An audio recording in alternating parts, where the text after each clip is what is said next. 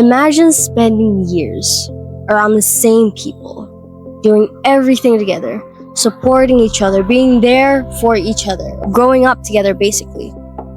And then one day, something happens. Suddenly, you start improving your life step by step.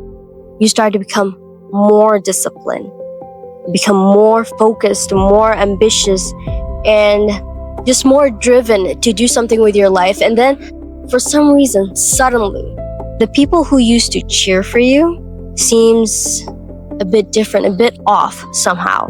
The encouragement starts to get quieter. You start to feel less included and more excluded.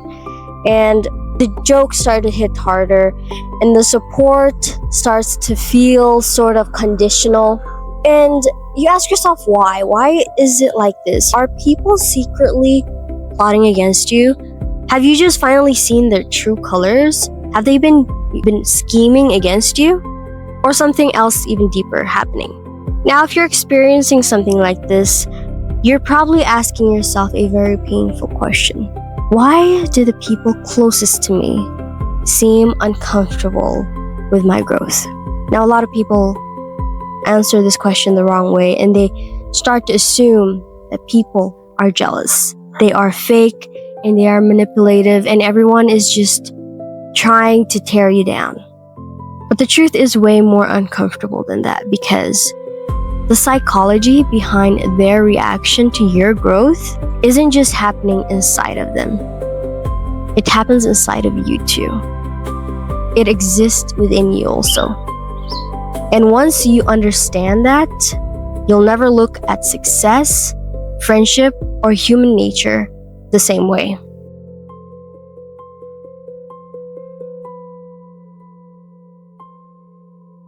Humans are natural born storytellers, okay? Especially when we're hurt. When a friendship ends, when we become successful, we tell ourselves a story.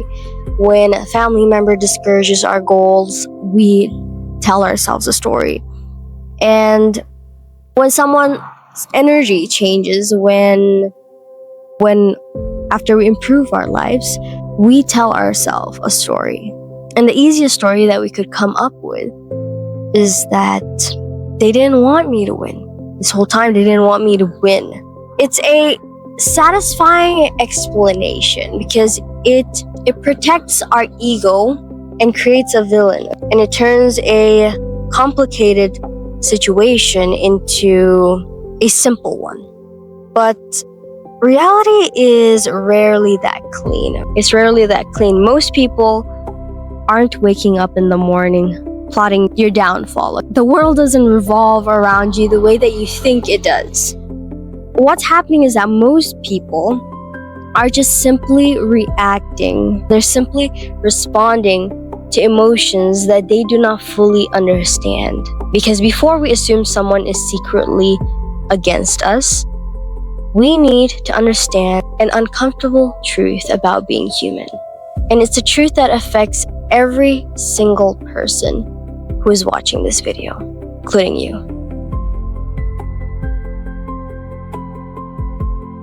We like to think that we evaluate our lives objectively, but the truth is we evaluate our lives relatively based on how we felt, how in the experiences that we have accumulated in our lives.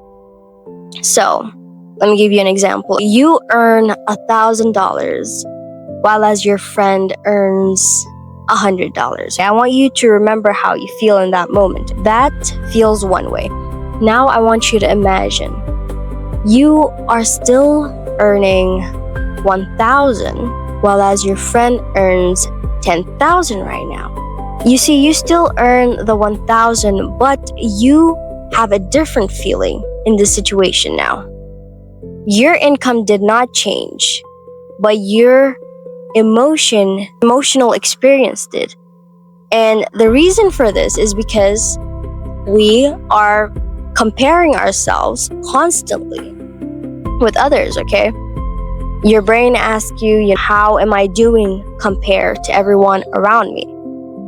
And this is where success becomes a psychologically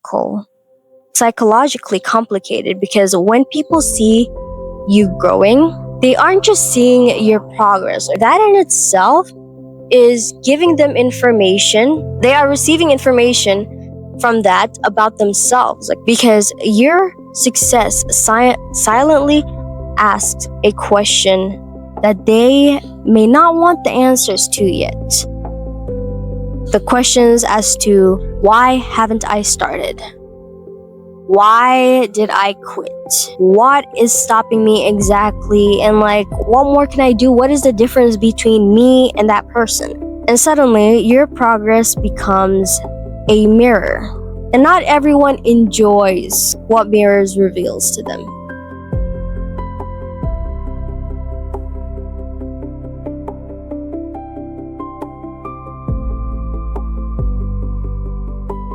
Why success makes some people uncomfortable.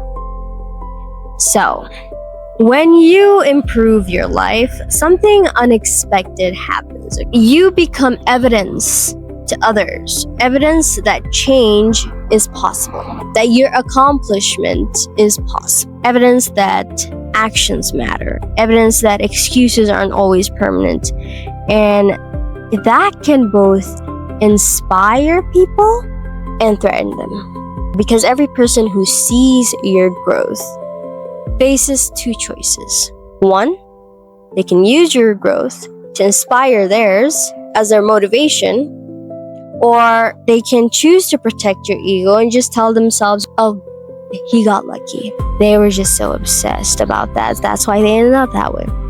They just changed somehow. But I want you to know something important, because those explanations, they aren't about you. They're emotional defenses, ways to avoid confronting an uncomfortable truth. And that is why one of the most powerful things you'll ever understand is this. Your growth doesn't create their insecurities. It reveals it.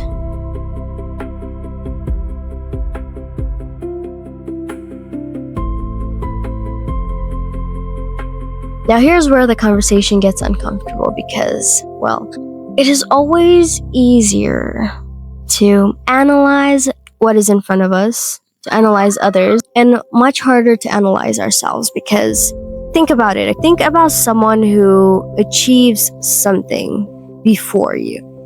Maybe a creator who grew faster, maybe a friend who got married first, maybe someone who became financially successful years ahead of schedule. What would your first reaction be? Be honest, tell me in the comments. What is your first reaction if someone you knew hit it big? Is it pure happiness, or was there a tiny voice that immediately started comparing you? Okay, because most people will not admit this, they won't admit it, but comparison lives inside of us all. Even good people, even supportive people, even ambitious people, because the dark psychology isn't their psychology. It's human psychology. And the difference is awareness. Because some people let comparison control them, while as others recognize it and move beyond it.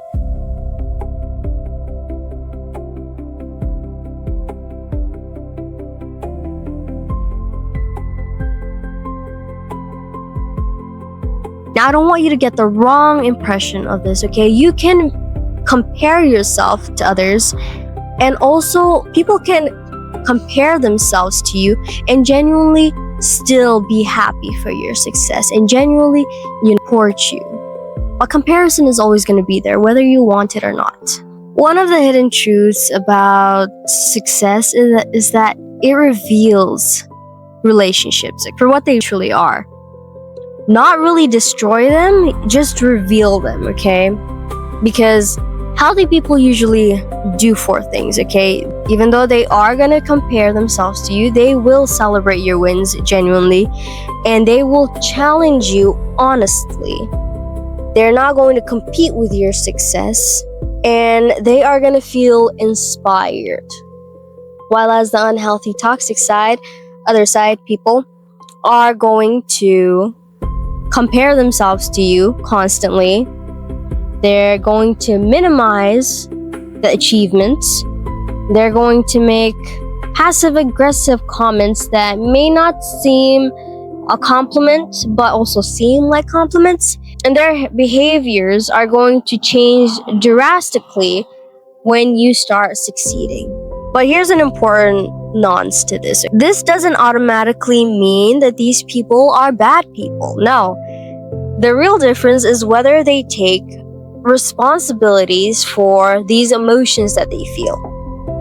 Because people do feel insecure. It's part of being human. But not everyone lets insecurity drive their behavior.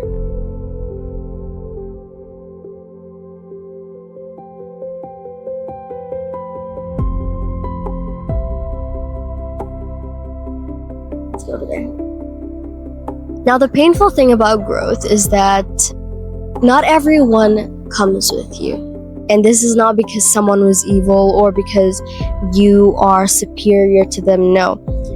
It's simply because relationships are built around shared identities, shared habits, shared beliefs, shared lifestyles. And some friendships are, for example, built around going to parties, complaining, staying comfortable, avoiding responsibilities. It's built around these shared things that make up your identity.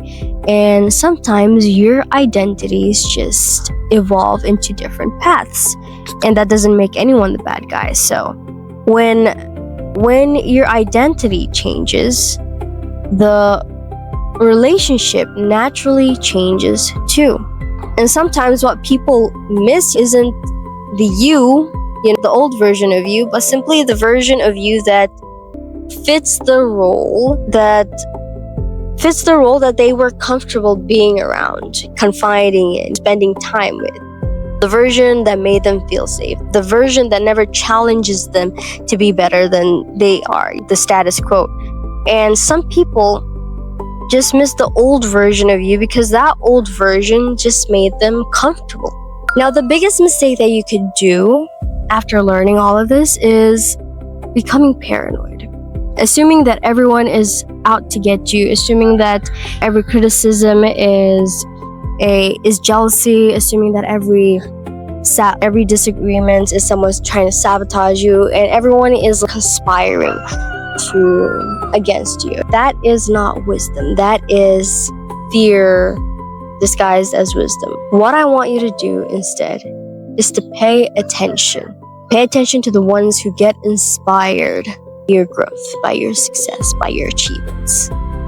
And I want you to pay attention to the ones who get threatened by it. And most importantly, I want you to pay attention to who you become when others succeed.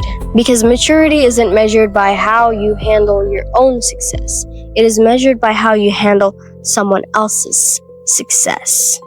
So the real question is, when people around me grow, when they win, when they achieve their goals, when they become successful, do I become inspired or do I become threatened? Because the answer to that question reveals far more about your future than theirs.